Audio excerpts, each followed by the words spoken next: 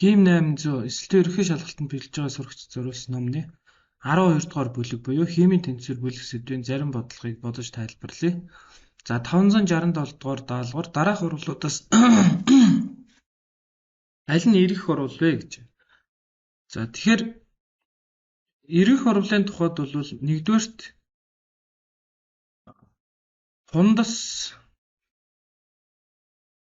хундас буух. За тэгээд хий ялгарах. За эсвэл ус үүсэх.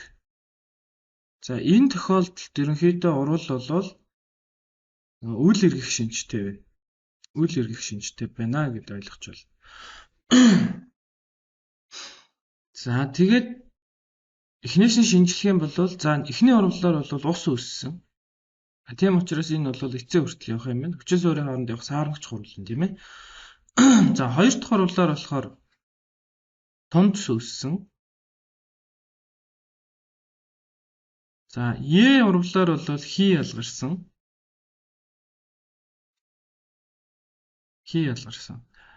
За Д урвалыг энд одоо шинжилээд үзье.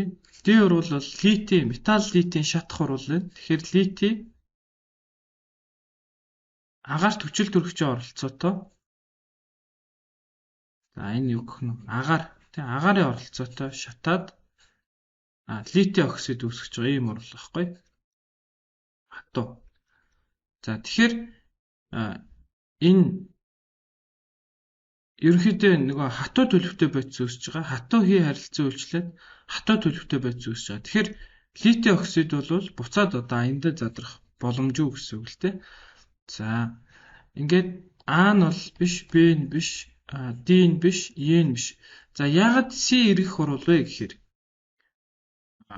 хий төлөвтэй устөрөгчийг азотыг хий төлөвтэй устөрөгчтэй урвалд оруулаад за тэгээд хий төлөвтэй амик үүсэж байгаа байхгүй.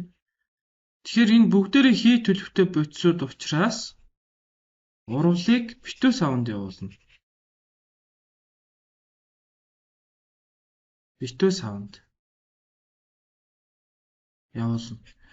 Тэгэхээр ер нь тэнцвэр хизээ ямар орчинд тэнцвэр тогтдгоо гэхээр ерөөсөө битүү савнд л тэнцвэр тогтно.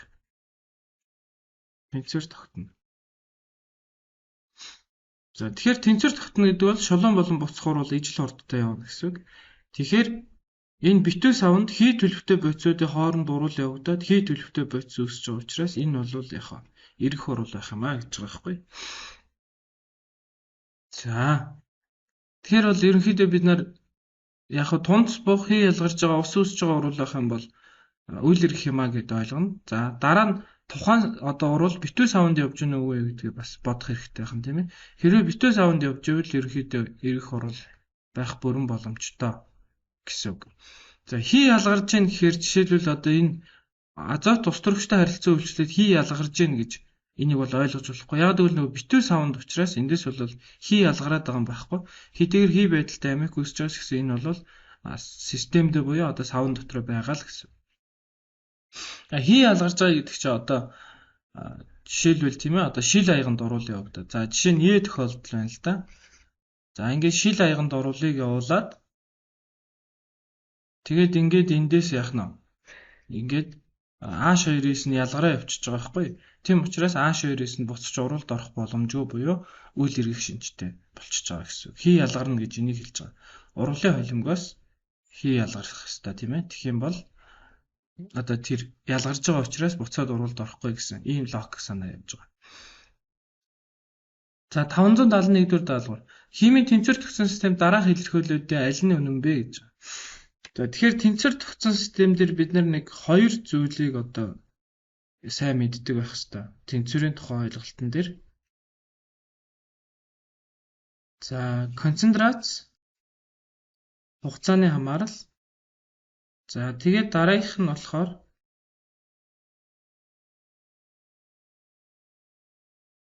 хурд, хугацааны хамаарал. Ийм хоёр зүйлийг мэддэг байх хэрэгтэй. За их бодисын концентрац их байх учраас шулуун урвалын хурд бас яах нь их байна гэсэн үг. За энд ингэж урал эхлэхэд за нэгд нь бол С их хойцын концентрац их байх учраас В шулуун урвалын хурд их байна. За энэ бол эхний ойлголт тийм ээ. За хоёрд нь С бүтээгдэхүүн бодисын концентрац нь тэг байх учраас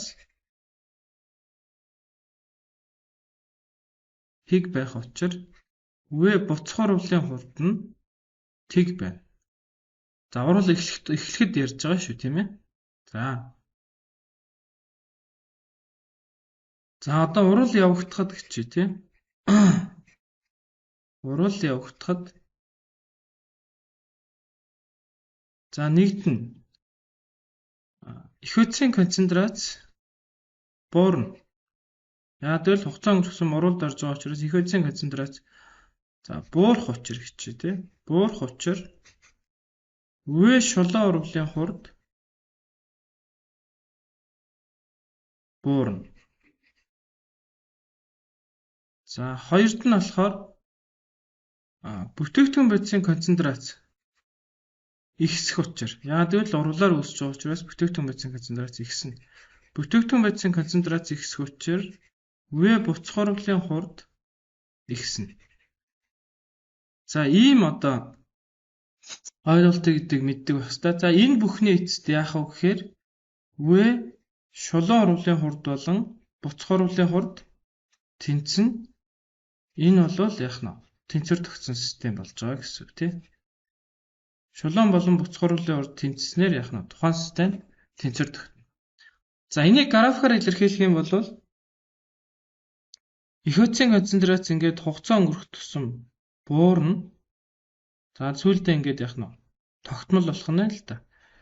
За энэ бол их хойцын концентрац хугацааны хамаарал. За нөгөө талд нь бүтээгдэхүүн бодисын концентрац тэг байна.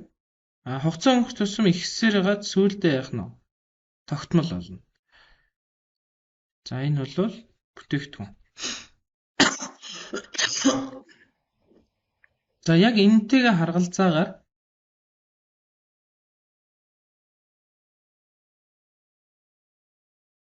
хугацаа өнгөрөх тусам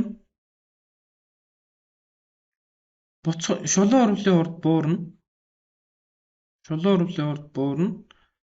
Харин хугацаа өнгөрөх тусам буцах урвалын хурд ихснэ. За ингээд тодорхой хугацааны дараа энэ хоёр яах нь тэнцэнэ гэсэн үг байхгүй юу?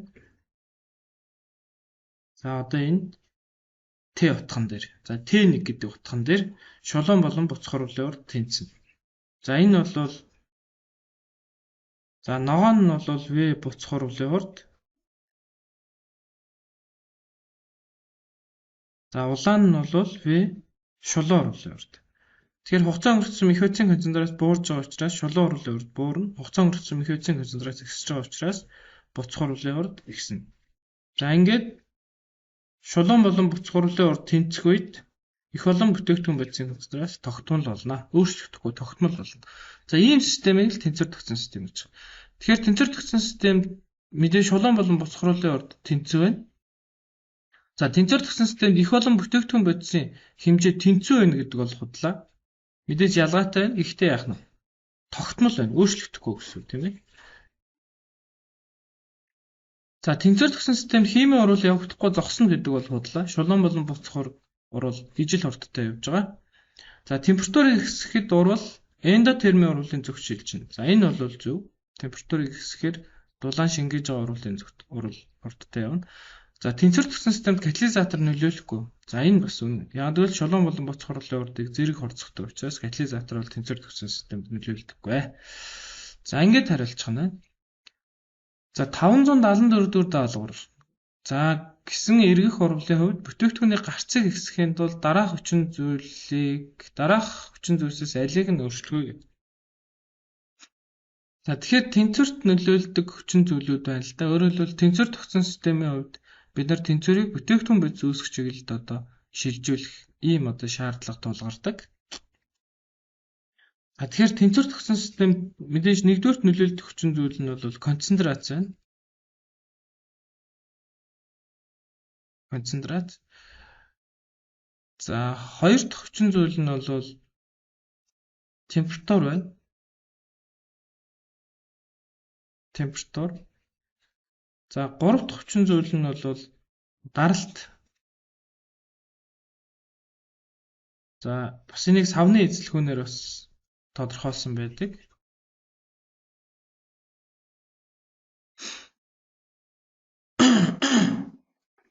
За ерөнхийдөө ийм гурван хүчин зүйл нөлөөлнө. За хамгийн хялбараар цээжлэх юм бол концентрацийг юу гэж цээжлэх вэ гэхээр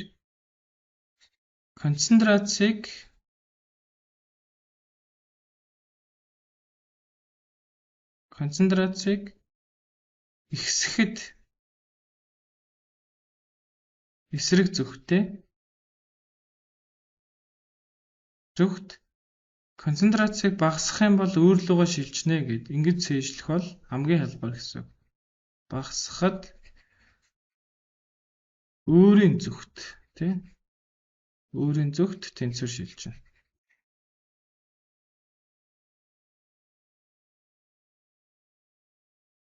За хоёр дахь нь бол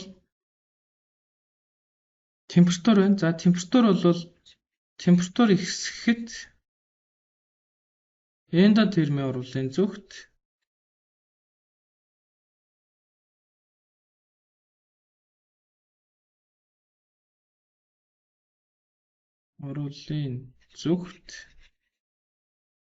температур багасхад экзотермийн урлын зүгт гэдэг. За ингэж цээжилж болно.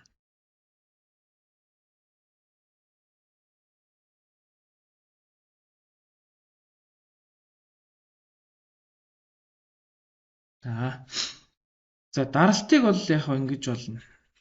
Даралт ихсэхэд хий төлөвтэй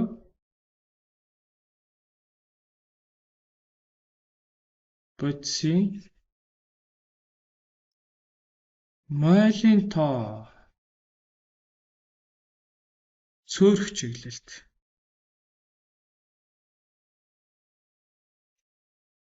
За ингэж ойлгосон. Даралт ихсэх юм бол хий төлөвтэй бодисын молекулын тоо цөөрөх чиглэлд оруулаа явагдана. Даралт багасгах юм бол хий төлөвтэй бодисын молекулын тоо ихсэх чиглэлд оруулаа явагдана. За ингэж юм бол ерөнхийдөө хариулчих боломжтой. Нэгдүгээр. За хоёрдоорт нэг ийм асуудал байгаа. Урвалын энтальпийн түвшний диаграм гэж байна.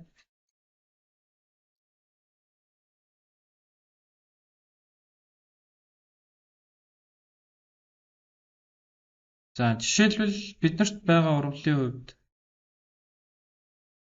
N2 нэмэх нь ус дөрөгч. За тэгээд энэ дээр N-3. За энэ нөгөө нэмэх нь Q гэдэг бол за экзотермийн урвалыг яаж ялгах юм бэ гэж тийм ээ.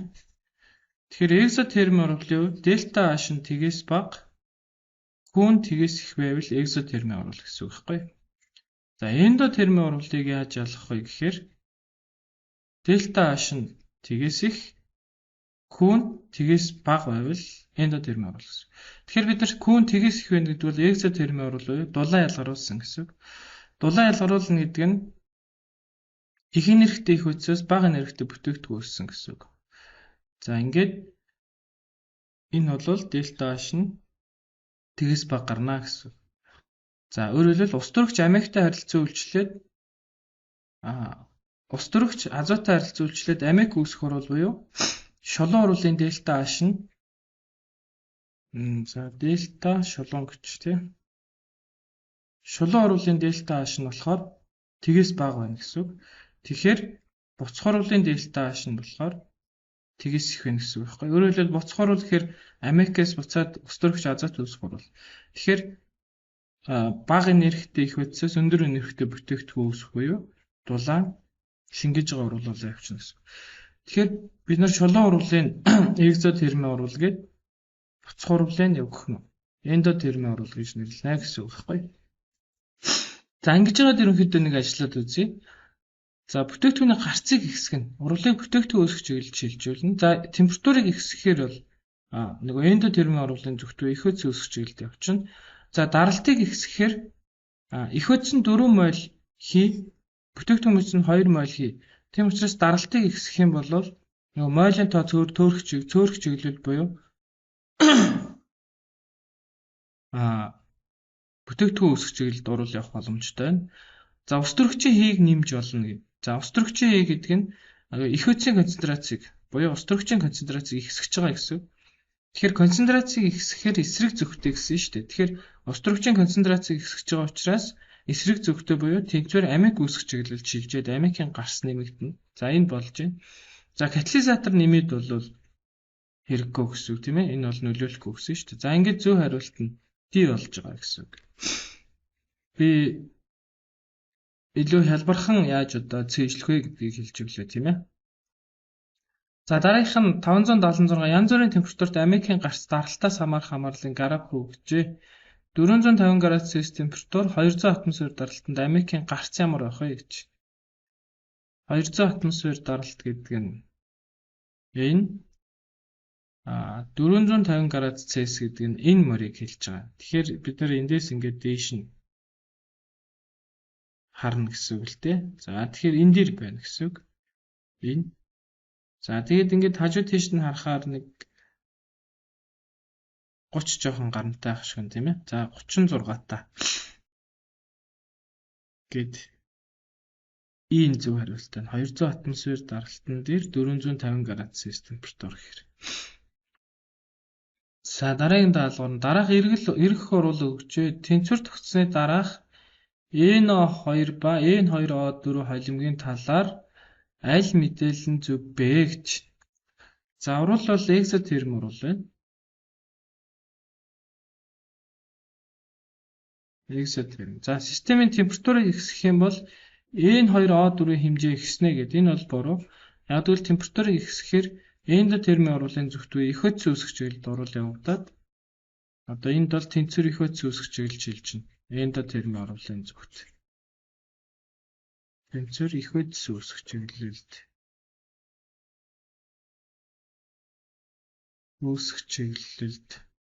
шилжиж N2O4-ийн концентрац багаснаа гэсэн. N2O4-ийн концентрац багасна.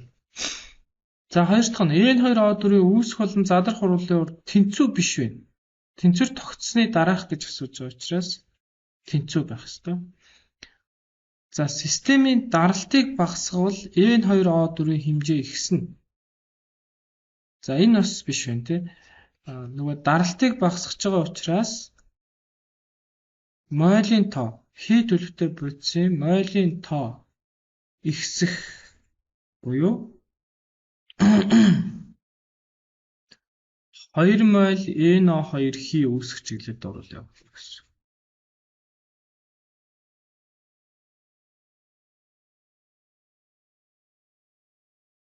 За системийн эзлэхүүнийг багасгах гэж байна тий. Тэгэхээр эзлэхүүнийг багасгах гэдэг нь яг нь даралтыг ихсгэнэ гэсэн. Тэгэхээр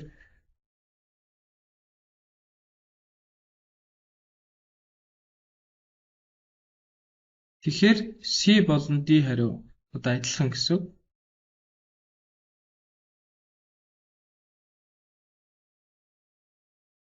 За дараа нь N2O4-ийн задрах урвал эндотерм шинжтэй. Тэгэхээр за дельта H за ингэж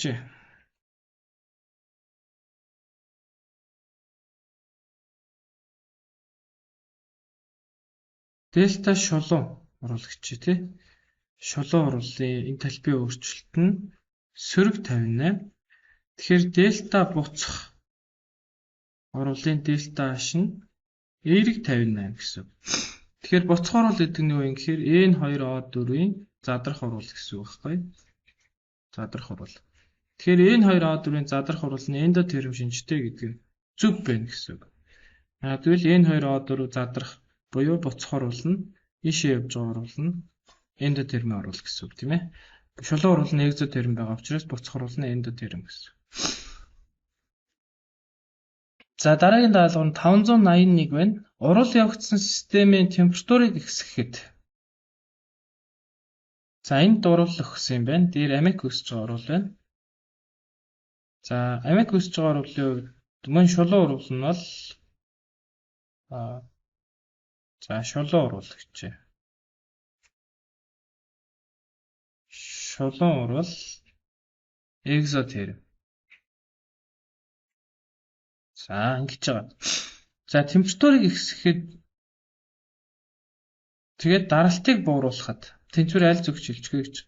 За температурыг ихсгэхээр эндотерми оруулын зүгт буюу эндотерми оруулын зүгт буюу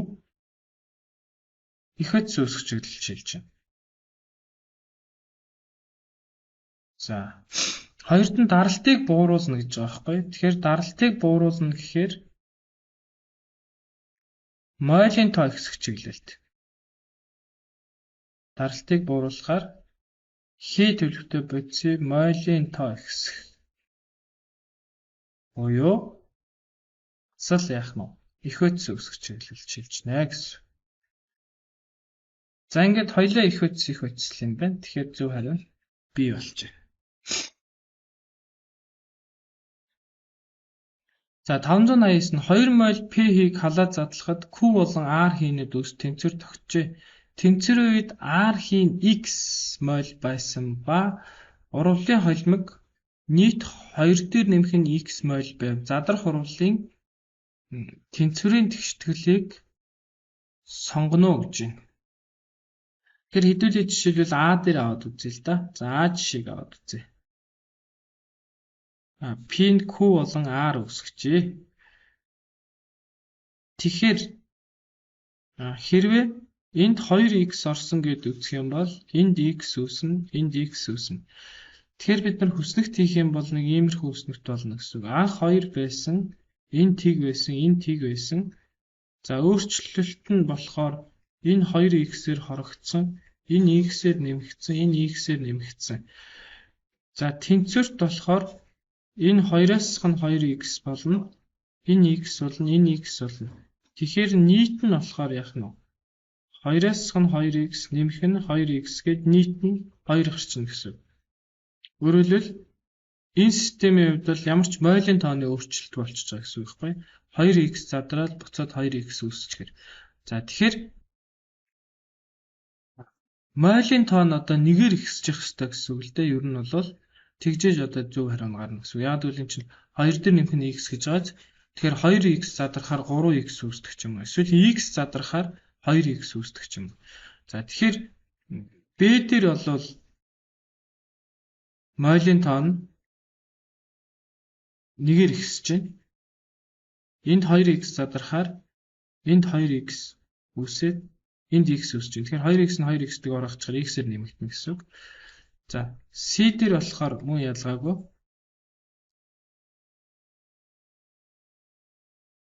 За энд 2x задрахаар энд x, энд 2x бас л x-ээр нэмэгдэж байна. За D дээр болохоор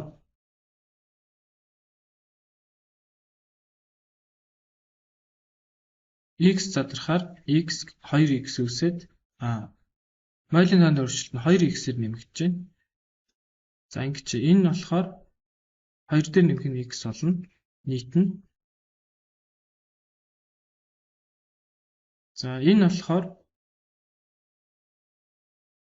бас 2 дээр нэмэх нь x болно.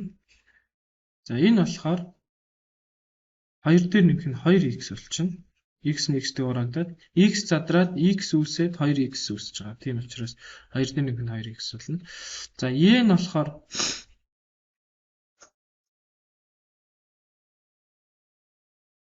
за x задраад 2x үүсээд дахиад x үүсэх юм байна. Тэгэхээр 2 дээр нэмэх нь 2x болно. За тэгэхээр боломжит хувилбар бол яаж юм? B болон C байна. Гэхдээ ингэсэн. R нь X мол байх ёстой шүү гэсэн. R нь X мол байх ёстой. Тэгэхээр зөв хариулт нь B гэсэн үг байхгүй. C дээр болохоор R нь 2X болчиход байгаа. За ингээд ерөнхийдөө тооцоонууд орж ирж байна. 593 дугаар даалгавар Америкийн синтезийн уралд орж буй бодисууд дараах концентрацтай байхад үед тэнцвэр тогтжээ. Урлагийн тэнцвэрийн тогтмолыг олоорой гэж. За ингээд эндээс KC гэдэг бол бүтээгдэхүүн бодисын концентрацийн квадрат хуваах нь их бодисын концентрац байдаг. За ингээд олно. Америкийнх нь 3 юм байна. 3-ын квадрат. Азотынх нь 2.5, үржих нь ус төрөгчийнх нь 2-ын куб болох юм байна.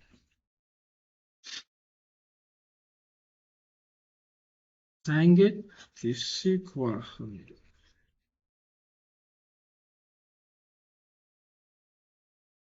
тэг 145. Тэнцвэрийн тогтмол нь. За ингээд тэнцвэрийн тогтмол гэдэг бол тэнцвэр тогтцооны бүтээгдэхүүн бодисын концентрацийг их бодисын концентрацаар туссан харьцааг хэлж байгаа. Гэтэ хатуу бодисын концентрацийг тооцдоггүй тийм ээ. Яг л хатуу бодисын концентрац урлын хурдад нөлөөлдөггүй. Хатуу бодисын хувьд урлын хурдад нунтаглалт нь нөлөөлдөг. Тийм болохоор бид нэр энэ хурдыг бичихтэй эсвэл тэнцвэрийн илэрхийллийг бичихтэй хатуу бодисын концентрацийг тооцохгүй бичдэг. За 594 дугаар даалгавар 20 градус Цельс температурт за гэсэн урвал тэнцвэр тогтсон систем дэх бодисуудын концентрац 3.1.2 бол ус төрөгч ба йодын анхны концентрацийг олгоно. За ийм даалгаврыг ихтэй мэдээж дандаа хүснэг зохиох ёстой. Энэ нь бол бид нарт илүү хялбар байдаг. За анх энийг X, энийг Y байсан гэчээ. За энэ бол тиг байна гэсэн үг. За өөрчлөлт нь за ус төрөгчөөс X орсон, ус төрөгчөөс A орсон гээ. Тэгвэл йод A орно. A шод нь 2A үснэ. За тэгээд A шод чинь байхгүй гэж жаад хэдээр нэмэгдсэн гэхээр 2-оор нэмэгдэжээ. За тэгээд тэнцвэр тогтсон системд A шод бол хэд болж байна? 2 болж байна гэсэн. Тэгэхээр энд 2 үүссэн гэдэг чинь энд яг 1 орсон, энд бас 1 орсон гэсэн үг л дээ. Тэгэхээр ус төрөгч нь 1-ээр хоригдсон, йод нь бас 1-ээр хоригдсон. За энэний дараа ус төрөгчийн концентрац нь хэд болсон гэхээр тэнцвэр тогтсон системд ус төрөгчийн концентрац нь 1, йодынх 3 болсон гэсэн үг. Тэнцвэр тогтсон системд ус төрөгчийн концентрац нь 1, йодынх 3 гэж байна. Тэгвэл анх ус төрөгч хэд байсан гэхээр 2 байсан. Яагаад гэвэл 2 байжгаад 1 нь урвалд ороод 1 үлдсэн. За тэгвэл йод нь хэд байсан гэхээр анх 4 байсан. Тэгээд 4-өөс 1 нь урвалд ороод 3 үлдсэн гэсэн үг л дээ. За ингээд ус төрөгчийнх нь 2, йодынх нь 4 гэхээр зөв хариу нь E гэсэн үг. За дараагийн даалгавар нь мөн саяхтай төстэй даалгавар байна. 2x нь y-тэй урвалд ороод z өссөн. За тэнцвэр тогтсон үеийнх нь концентрацууд нөхцөн. Тэгээд урвалд орсон бодисуудын анхны концентрацийг олоо гэж 2x за y-тэй урвалд ороод z өссөн юм байна. За z өссөн. Анх энэ нь x, энэ нь y, энэ нь тиг байсан. За өөрчлөлт нь болохоор энэ 1.5-аар нэмэгдсэн. Тэгэхээр энэ 1.5-аар нэмэгдэнэ гэдэг бол y нь 1.5 орсон гэсэн үг, харин x нь 3 орсон гэсэн үг. Тэгэхээр x нь 3-аар хорогдоод y нь 1.5-аар хорогдоод за тэнцвэр тогтсон системд болохоор x нь 1.5 байгаа. Y нь 1.5 байгаа. Тэгээд z нь болохоор 1.5 байгаа гэсэн үг. За ингээд тооцохоор x нь 4.5 байж y нь 2 байжээ. Гэт зөв хариу нь E юм бэ. За дараагийнх нь 598 1 литрийн ижлэхүнтэй савнд хий байдалтай 2 мол ус төрөгч болон 2 мол хлорыг авч холиход за Тэсэг хугацааны дараа тэнцвэр төгчөө. Тэнцвэрийн үед 3 моль ааш болоор үүссэн бол тэнцвэрийн тогтмолыг олно. За сүүлийн үед дандаа ингээд тэнцвэрийн холимогдох бодисуудыг мойлоор өгчөөд байгаа. Тэнцвэрийн тогтмол гэдэг бол бүтээгдэхүүн бодисын концентрац, мойлын концентрац. Хуваах нь их бодисын мойлын концентрац байгаа байхгүй. Тэгэхээр ер нь бид нар яах ёстой гэхээр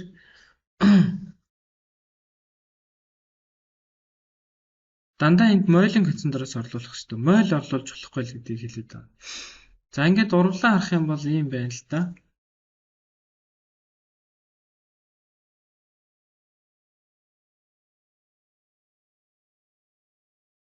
За тэнцвэр тогтсон системийнхээ бас олох хэрэгтэй болж байна гэсэн үг. Анх эндээс 2-ыг аваад энэ мэдээж тийг байсан. За өөрчлөлт нь болохоор энэ 3-аар нэмэгдсэн. Тэгэхээр энд 3 орно гэдэг бол энд 1.5 стохиометрийн харьцаагаар явж байгаа шүү дээ, тийм ээ. Энд 1.5 гэхээр тэрнээс 1.5 дээр 1.5-ыг нэмээд 3 үүсгэж байгаа биш шүү дээ. Мойлын харьцаагаар л харж байгаа. 2-1-ийн харьцаатай гэдэг. За ингээд тэнцвэр тогтсон системд болохоор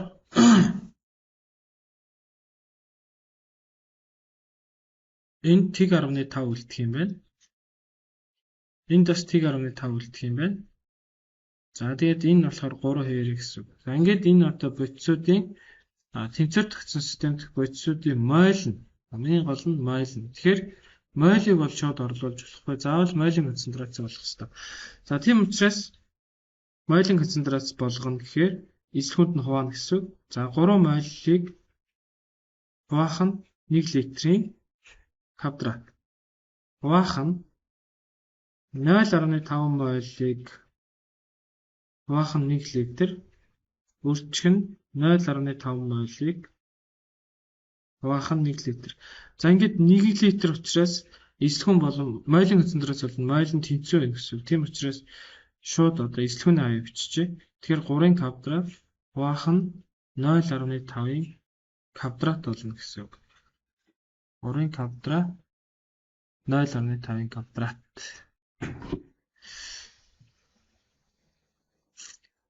За тэгэхээр бичгэлийн хувьд бол ийм болно гэсэн үг. Нөгөө ижил цифрт болгоно. Тэгэхээр 3 тэгийн квадрат хуваах нь тэг 15-ын квадрат гэж ингэж таслаас хойш 1 ороо аваад байна шүү дээ. Тэгэхээр зөв хариу нь бол C болно гэсэн үг. За тэгэхээр энэ дээр бас нэлээд нарийн юм оруулж ирсэн байна гэсэн үг.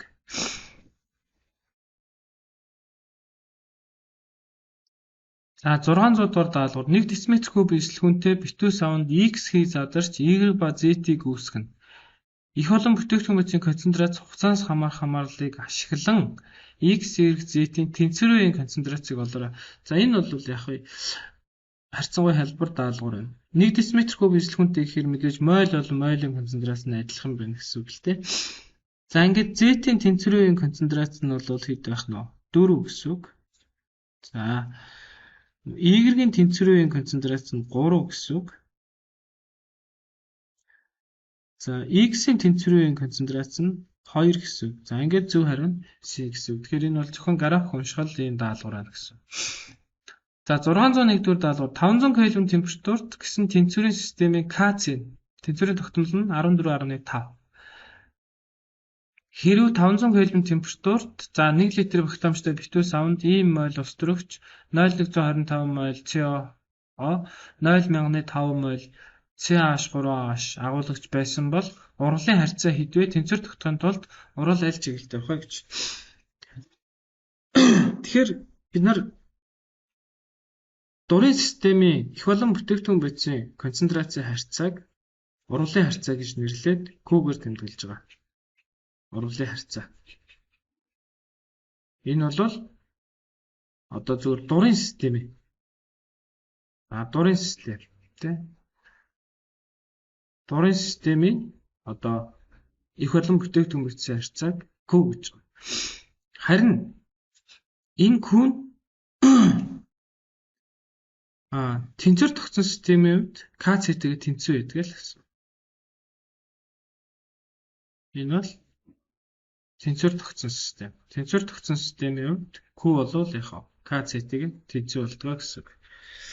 За ийм зүйлийг бид нар мэддэг байх хэрэгтэй. Өөрөөр хэлбэл КЦ гэдэг бол тэнцвэр тогтсон үеийн бүтээгдэхүүн болон эх үүсийн тэнцвэр тогтсон системийн бүтээгдэхүүн болон эх үүсийн харьцааг хэлж байгаа. За тэгэхээр бид нар энэ урвалын хувьд эхлээд QC-г олно. За QC тэнцүү CH3OH-ийн концентрац хуваах нь CO-гийн концентрац өрчгөн өсвөрөгчийн концентрацийн квадрат гэдэг ингээд бичнэ. За эзлэхүүн нь нөгөө 1 литр гэсэн учраас моль болон мойлын концентрац нь адилхан байна. Тийм учраас би шууд молоор бичлээ. Нэгээс ялгаатай өгсөн тохиолдолд яг энэ шиг заавал одоо мойлын концентрацаа тооцох ёстой шүү. За ингээд орлуулчих. Энэ нь болохоор 0,005 юм байна. Хуваах нь CO 0,125 өрчгөн устөрөгчийнх нь 0,1-ийн квадрат гэж бичигдэх юм байна. За ингээд батанда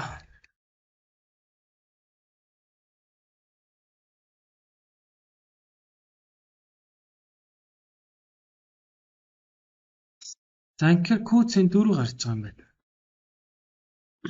За өөрөөр хэлбэл QC KC-г харьцуулах юм бол KC нь их байна гэсэн үг. Гэхдээ энэ бол тогтмол тоо. Энэ бол температураас хамаарч өөрчлөгдөнө. Бусад тохиолдолд өөрчлөгдөхгүй гэсэн үг. За KC бол тогтмол тоо. QC бол нөгөө урвалын их болон бүтээгдэхүүн бодисын харьцаа учраас хугацааны агшин бүрд өөр тоо байна гэсэн өөрчлөгдөнө гэсэн. Тэгэхээр энэ эргэх урвал тийм учраас урвал ийм болох чиглэлд энэ одоо төлөврөл явна гэсэн үг. Тэнцвэр тогтохын тулд одоо урвал бүтээгдэхүүн эсвэл их хөөц үүсгэх чиглэлд явна гэсэн. Тэгэхээр Q болон KC-гийн харьцаа тэнцэхийн тулд яах вэ гэхээр Q-гийн утга ихсэх хэрэгтэй гэсэн үг. Q-гийн утга ихсэхийн тулд яах юм гэхээр бүтээгдэхүүн бодисын концентрац ихсэх хэрэгтэй гэсэн үг. Тэгжээж яах нь Q-гийн утга ихсэн шүү дээ. Бүтээгдэхүүн бодисын концентрац ихсэхийн тулд яах юм гэхээр шулуун урвал явах тустай л гэж байгаа байхгүй. Шулуун урвал явах. Тэгжээж яах нь бүтээгдэхүүн бодис үүсээд тэгээд QC гэсээд тэгээд тодорхой хугацааны дараа тэнцвэр тогтно гэж байна. Тэгэхээр бид нар нөгөө концентрацийн одоо нөлөөллийг тооцохдоо бас энэ харьцаагаар тооцож байгаа. Яаж тооцож байгаа гэхээр ингэж байгаа юм л да. Одоо нэгэнт ярьсан учраас би одоо тэрийг бас ярьчихъя. За нэг л жишээн дээр ярив. За жишээлбэл ингэ. Бүтээгдэхүүн бодисын тэнцвэр тогтсон системийн хувьд бүтээгдэхүүн бодисын концентрацийг ихсгэе. Тэнцвэр тогтсон систем бүтээгдэхүүн бодисын концентрацийг ихсгэжлээ. Тэгвэл эндээс улбалаад яах вэ гэхээр QKC-гийн харьцаа QC-ийн их болчихно. Тэнцвэр байсан ш. Тэнцвэр тогтсон системийн хувьд ярьж байгаа шүү дээ, тийм ээ. Тэнцвэр тогтсон систем гэдэг бол Q болон KC тэнцвэр байж байгаа. Тэгэхээр бүтээгдэхүүн бодисын концентрацийг ихсгэжингүүт харьцаа QC-ийн их болоо явчихна. Тэгэхээр энэ харьцаа яах вэ гэхээр энэ рүү очих жоо. Ле шитлэн зарчмаар гаднаас ямар нэгэн хүчин зүйлээр үйлчлэгээд тэнцвэр уг үйлчлэлийг бууруулах чиглэлд шилжээд дахин тэнцвэр тогтно. Тэгэхээр QC нь их болцсон. За тэгээд систем QC KC-гээ тэнцвэр болгож байгаа учраас одоо яах нь QC-гийн утга буурна. QC-гийн утга буурна. QC-гийн утга буурахын тулд яах юм? Бүтээгдэхүүн бодисын концентрац буурах хэрэгтэй. Тэгвэл бүтээгдэхүүн бодисын концентрац буурна гэдэг нь яах вэ? Буцах урвал явагдана л гэсэн үг. Буцах урвал одоо илүү хурдтай явагдана гэсэн үг. Тэгжээж бүтээгдэхүүн бодисын хэмжээ буураад улмаар QC-гийн буураад буцаад тэнцвэр тогтно гэсэн үг. Тэгэхээр бүтээгдэхүүнийг ихсэхээр урвал буцах урвалын зөвхт үе их хөөц үүсгэж явж байгаа шалтгаан бол энэ QC болон KC-тэй холбоотой гэж ойлгож байна. За дараагийн даалгавар нь 603 дугаар даалгавар.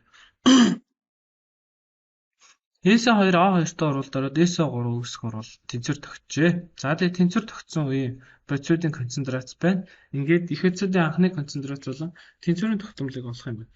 За тэгэхээр хамгийн эхлээд тэнцвэрийн тогтмолоо олчихъя. Тэгвэл тэнцвэрийн үеийн концентрац нь байгаа учраас концентрацаар илэрхийлсэн тэнцвэрийн тогтмол гэдэг бол ESO3-ын концентрацийн квадрат хуваах нь ESO2-ын концентрацийн квадрат үрчин A2-ын концентрац. За тэгэхээр ESO3-ын концентрац нь болохоор 0.6-ийн квадрат болох юм байна. ESO2-ийнх нь болохоор 0.3-ийн квадрат болох юм байна. A2-ийнх нь 0.2. За ингэж энийг бодчих.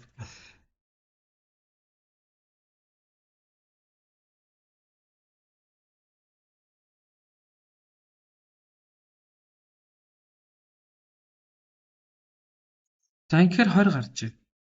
Тэгэхээр мэдээж бид нар энэ хоёроос аль нэгийг сонгоно л гэсэн үг. За одоо уруулаа бичиж байгаад анхны концентрацуудыг олчихъя.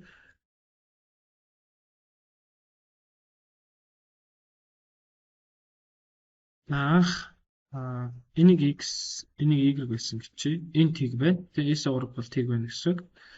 За өөрчлөлт нь болохоор ESO3 0.6 нэмж өгсөн.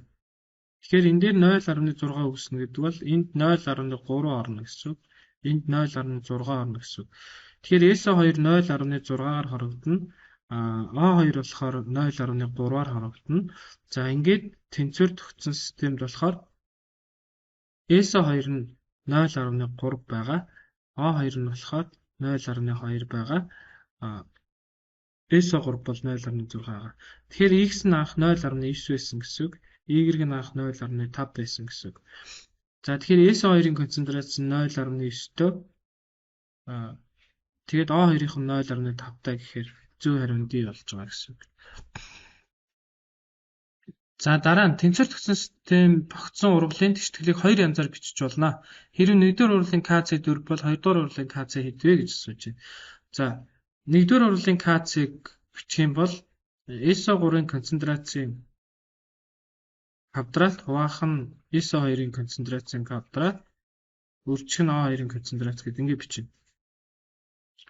За ингээд энэ хэдтэй тэнцвэр юм бэ? Дөрөвтэй тэнцвэр юм байна. Хоёрдугаар урвалын KC-г бичих юм бол ESO2-ын концентрац үржих нь A2-ын 2.1 зэрэгт хуваах нь ESO3-ын концентрац гэдэг ингээд бичнэ. За одоо нэгдүгээр урвалын тэнцвэрийг илэрхийлэх хоёр талаас нь язгуур авчи. Тэгэх юм бол ESO3-ын концентрац хуваах нь ESO2-ын концентрац үржих нь A2-ын концентрацийн 2.1 зэрэгт болно. Эсвэл язгуурдаар эсвэл 2.1 зэрэгт гэж бичиж байна. 4-өөс язгуурахаар 2 гарна гэсэн. За одоо энэ хоёрыг ингээд харахаар уруу байгааз тэгэхээр энэ нь 2.1 гэсэн үг байхгүй. За ингээд болчихж байгаа. Өөрөөр хэлбэл ESO3 доороо нэг нь болохоор ESO3 дээр л байгаа байхгүй. Өөр ялгаа байхгүй. За эсвэл яг энэ эндээс хувиргалт хийж болно. Яаж хувиргалт хийх вэ гэхээр ESO3 үлдээгээд тэгээд бусдыг хойш нь гаргах болно. Тэгэх юм бол хоёрыг үржих нь ESO2 үржих нь A2-ын 2.1 зэрэгт болно.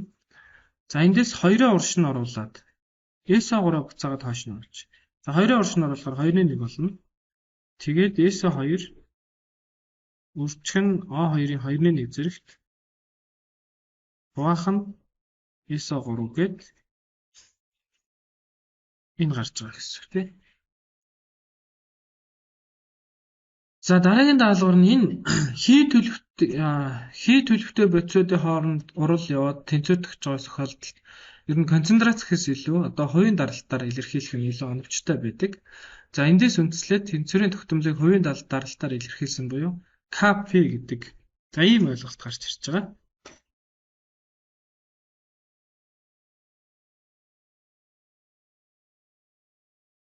За эхлээд ус төрөгчийг азоттой уралд оруулаад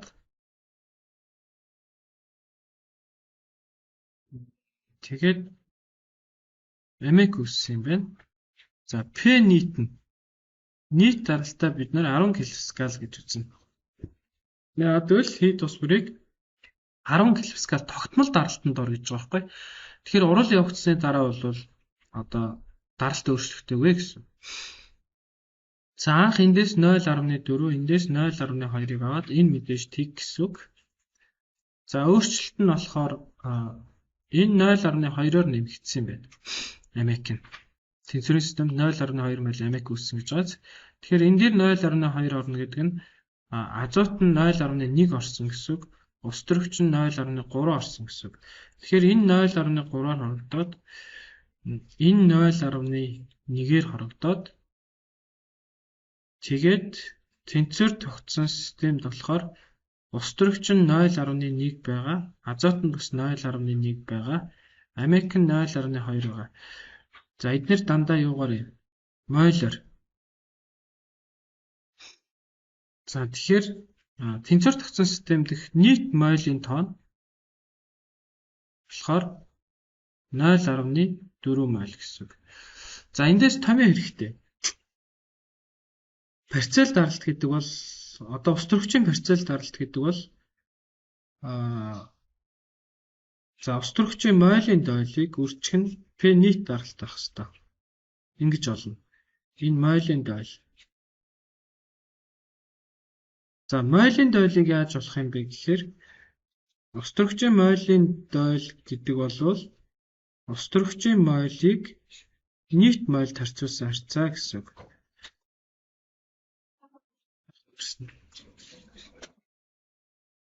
За тэгэхээр ус төрөгчийн мойл гэдэг бол за шууд энэ дээдлийн тэгшгэлд орлуулчих.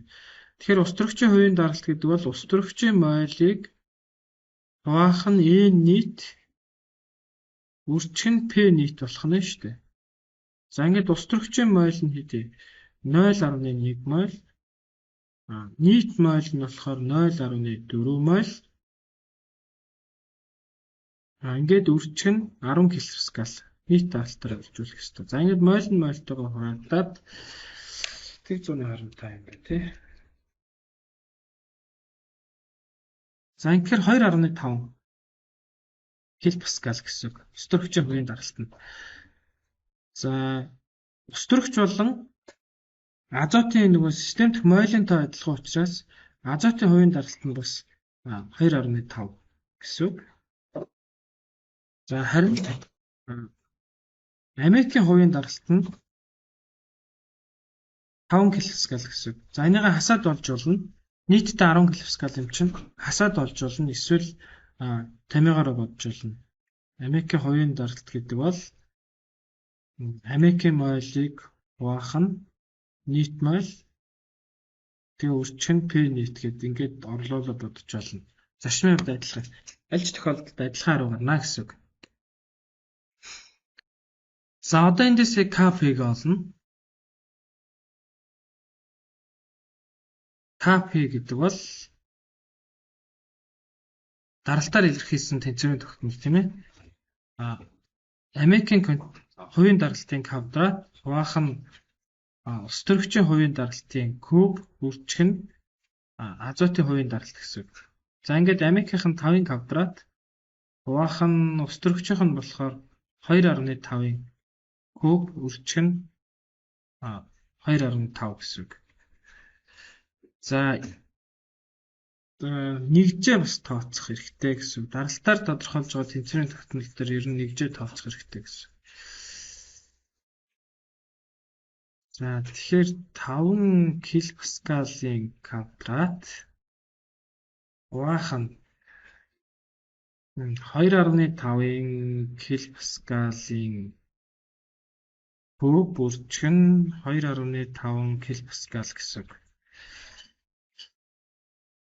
За эхлээд тоогоо бодчихъя.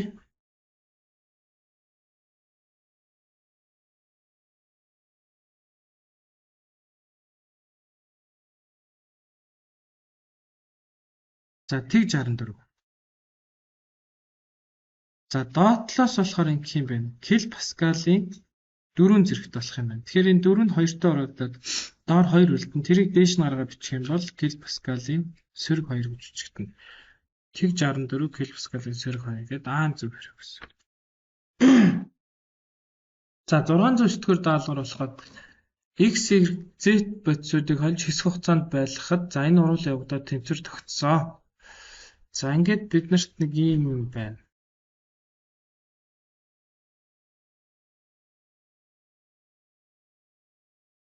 За тэгэхээр X болохоор анх 4 байжгаад одоо хэд болсон бэ? 2 болсон. Тэгэхээр X 2 уралд орсон гэсэн үг. За 2-оор хоригдсон гэж биччихв тийм. За Y болохоор анх 1 байжгаад одоо 3 болсон байна. Тэгэхээр 2-оор нэмэгдсэн гэсэн үг. 1 байжгаад 3 болно гэдэг нь 2-оор нэмэгдсэн. Z болохоор 1 байжгаад 4 болсон. Тэгэхээр 3-оор нэмэгдсэн гэсэн үг. Z чинь 1 байжгаад энэ дээр 4 болсон. За тэгэхээр бид нар энд 2 орж явт, энд 2 үсээд, энд 3 үсэж чинь гэдэг нь А нь 2 гэсэн үг, Б нь 2 гэсэн үг, С нь 3 гэсэн үг. За эсвэл энэ дээр уралд орж байгаа үүсэж байгаа бодисуудаа шууд бүхэл тоо болгоод доош нь буулгаад бичсэн ч болно л да. Тэгэхээр 2x нь уралд ороод 2y нэмэх нь 3z үүсгэж байгаа л гэсэн үг. Тэгжээж энд 2 орохоор энд 2 үсээд энд 3 үснэ гэсэн үг. За А нь 2, Б нь 2, С нь 3 гэсэн үг. За дараа нь тэнцвэрийн тогтмолыг тооцоолно гэж байгааз. Тэгэхээр KC тэнцүү Y-ийн концентрацийн квадрат үржих нь Z-ийн концентрацийн куб хуваах нь X-ийн концентрацийн квадрат гэж бичигдэнэ. За ингээд Y-ийн тэнцвэрийн концентрац нь болохоор 3-ийн квадрат. Энэ тэнцвэр тогтсон гэсэн үг шүү дээ. Тэгэхээр эдгээр бол дандаа одоо тэнцвэрийн төлөвийг илэрхийлж байгаа гэсэн үг тийм. Тогтмол болсон. За 3-ийн квадрат үржих нь Z нь болохоор 3-ийн квадрат 4-ийн куб болно. Z-ийн куб юм чинь. За X нь болохоор 2-ийн квадрат болно. За ингээд энийг бодно.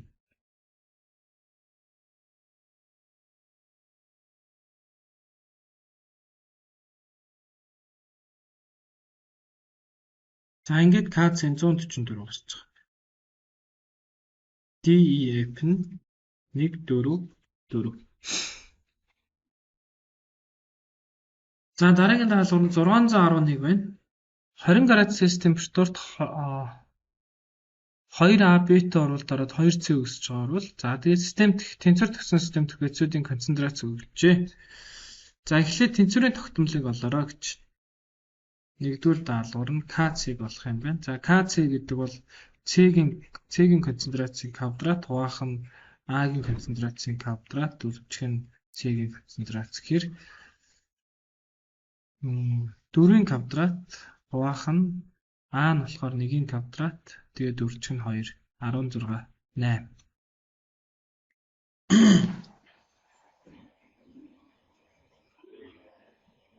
За хоёрдугаар даалгавар нь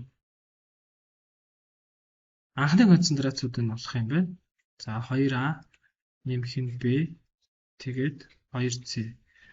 За анх энийг B байсан гэх юм байна. Энийг C байсан гэх юм байна. За C бодис бол T байсан. За өөрчлөлт нь C бодис хэд үүссэн бэлээ? 4 үүссэн.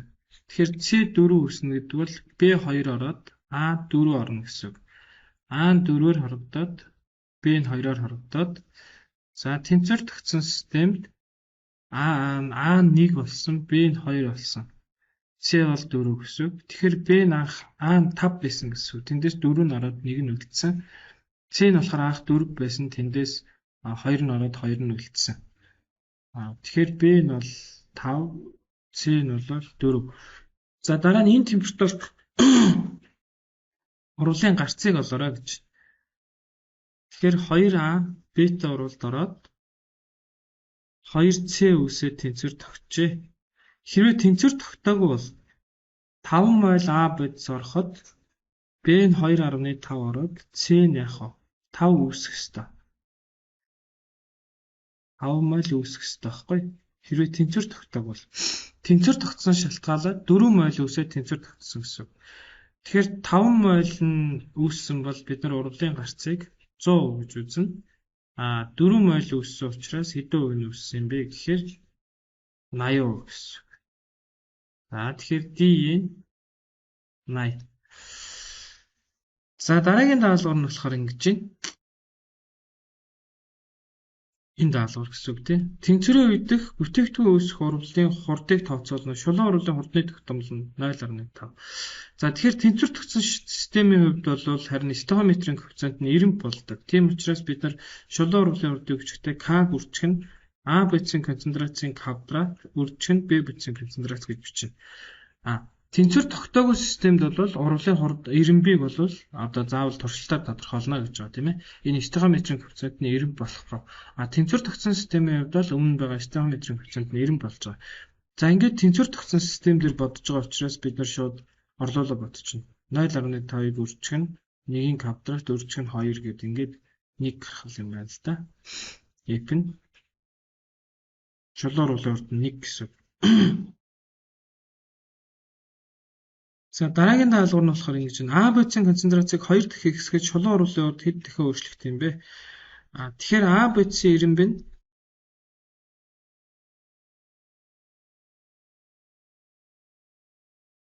А бодисын ирэмб нь 2 байхгүй юу? 2. Тэгэхээр өөрөөр хэлбэл А бодисын концентрац урвалын хурдад квадрат зэргээр нөлөөлнө. Тэгэхээр А бодисын концентрацийг 2 дахин ихсгэнэ гэдэг нь 2-ын квадрат болоод 4 дахин ихснэ гэсэн. Квадрат зэргээр ихснэ гэсэн үг л дээ. А бодисын концентрац урвалын хурдад квадрат зэргээр нөлөөлнө. А бодисын концентрацийг 2 дахин ихсгээр урвалын хурд 4 дахин ихснэ. 4 дахин ихсэх юм бол урвалын хурд 16 дахин ихснэ гэсэн. За ингээд G нь болохоор 4 гэсэн. За 612. Энэ бол нэлийн хүнд олимпиадын төвчний бараг бодлого байж байгаа. Битүү савнд 273 кельвин температурт 1 моль аммиак байва.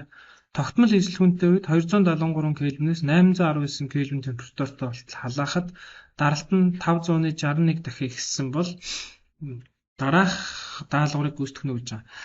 За тэгэхээр энэ дээр хоёр нөхцөл байгаа. За эхний нөхцөл, хоёрдугаар нөхцөл. За эхний нөхцөл нь одоо анхны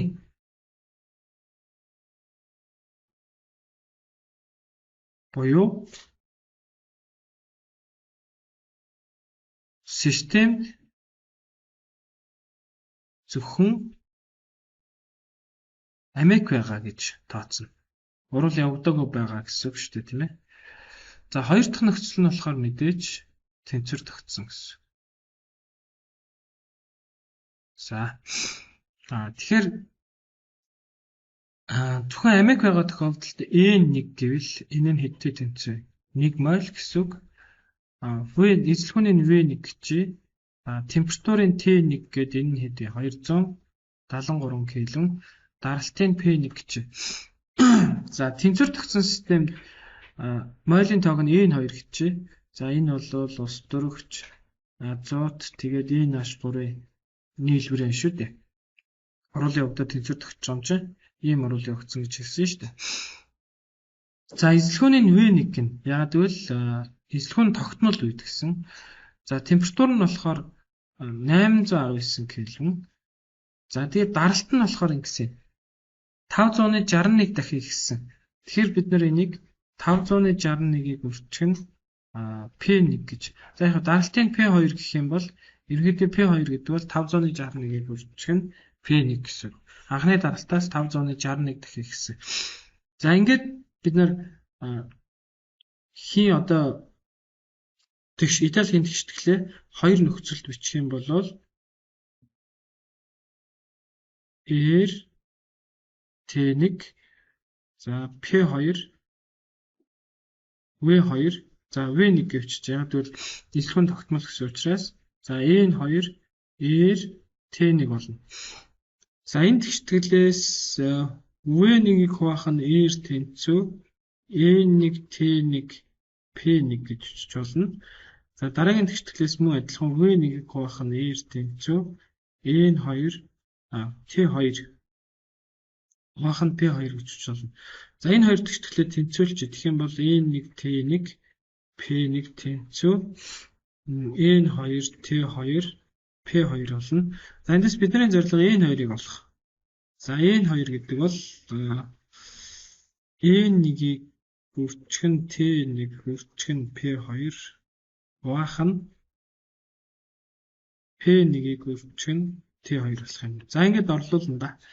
1 мол үрчгэн 273 кельвин үрчгэн 561 P1 хуваах нь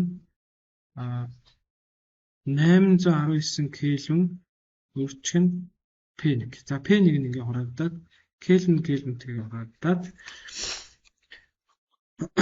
273-ыг үрчгэн 561 хуваах нь 819. За 187 майл гарч байгаа. 187 майл.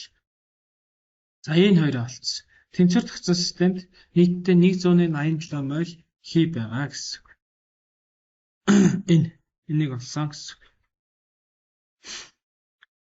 За ингээд одоо цааш нь бодолтой байна.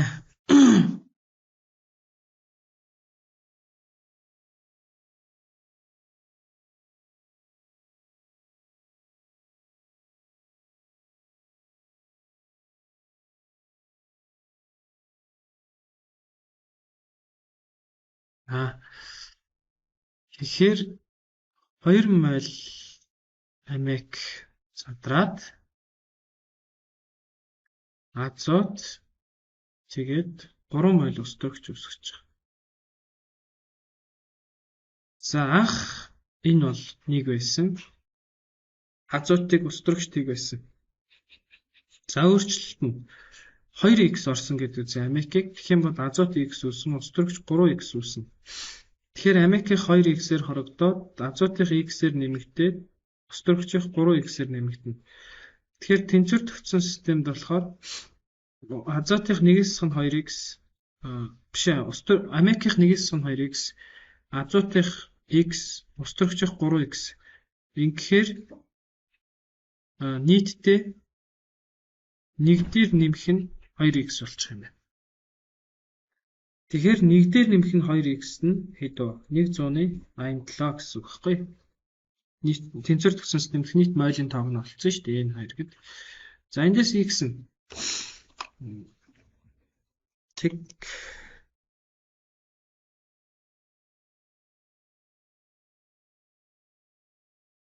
x нь тэг 435 гарч байгаа юм. Ийм байл. За тэгэхээр бид нар азотынх нь хэд вэ? Тэг 435 мойл юм байна. За тэгээд өстрөгчийнх нь 3x гэхээр 1305 юм байна. За амикийнх болохоор 1-ээс асган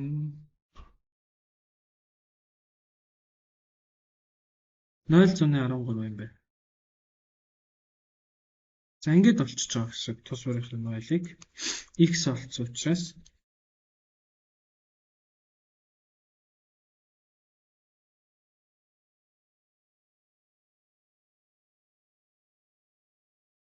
за одоо тэнцвэрийн тогтмол олно.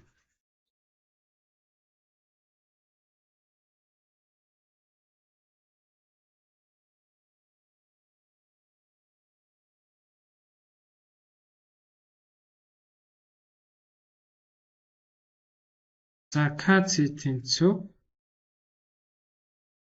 азотын концентрац үржих нь өстрөгчийн концентрацийн хөв хуваах нь амикийн концентрацийн квадрат. За азотынх нь тэг 435 үржих нь 1305-ын хөв хуваах нь тэг 13-ын квадрат. За энийг 350-ын зэрэгтэн 3.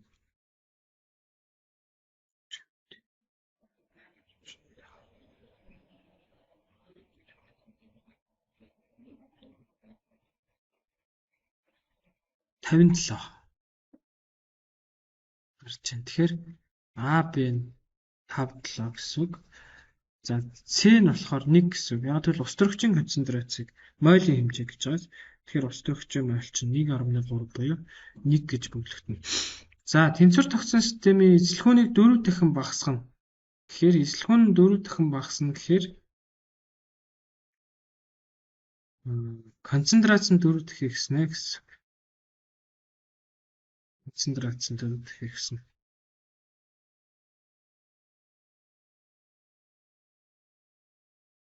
За тэгэхээр шулуун урвалын хурдаа бичих юм бол V шулуун урвалын хурд нь K бүрчг нь тэнцвэр тогтсон систем учраас E-3-ын концентрацийн квадрат гэж бичнэ. Тэнцвэр тогтсон систем учраас стохиометрийн коэффициент нь шууд 90 болж байгаа.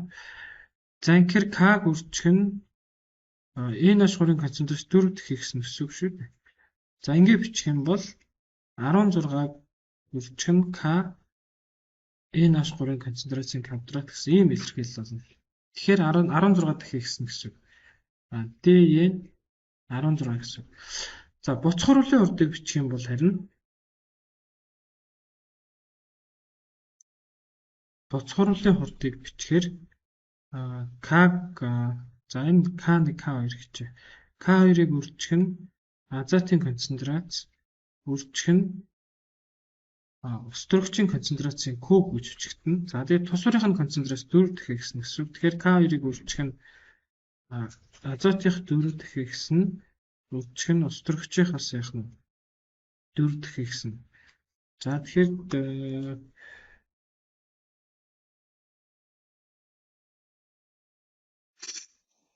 256-ыг үржих нь K2 үржих нь азотын концентрац үржих нь ус төрөгчийн концентрацийн куб гэж ингэж бичсэн. Тэгэхээр буцах хурлын урд 256 дахин ихсэн гэсэн үг.